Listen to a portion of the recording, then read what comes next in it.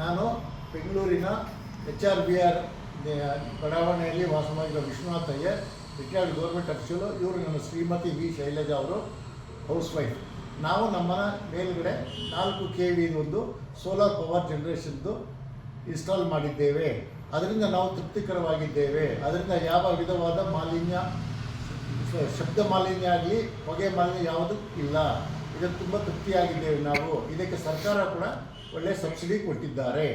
ನಮಗೆ ನಮ್ಮನ್ನು ಆಯ್ಕೆ ಮಾಡಿ ರಿಪಬ್ಲಿಕ್ ಡೇ ಫಂಕ್ಷನಿಗೆ ಕರೆದಿರುವುದು ನಮಗೆ ತುಂಬ ಸಂತೋಷವಾಗಿದೆ, ತೃಪ್ತಿಕರವಾಗಿದೆ. ಇದು ಒಂದು ವಿಧವಾಗಿ ಯಾವ ಜನ್ಮದ ಪುಣ್ಯವು ಅಂತ ತಿಳ್ಕೊಬೋದು. ಯಾಕೆಂದರೆ ನಾನು ಚಿಕ್ಕ ವಯಸ್ಸಿನಿಂದ ಕೂಡ ನಾವು ಡೆಲ್ಲಿಗೆ ಹೋಗಬೇಕು ಅಂತಿದ್ವಿ, ಪೆರೇಡಿಗೆ ಆಗಿರಲಿಲ್ಲ.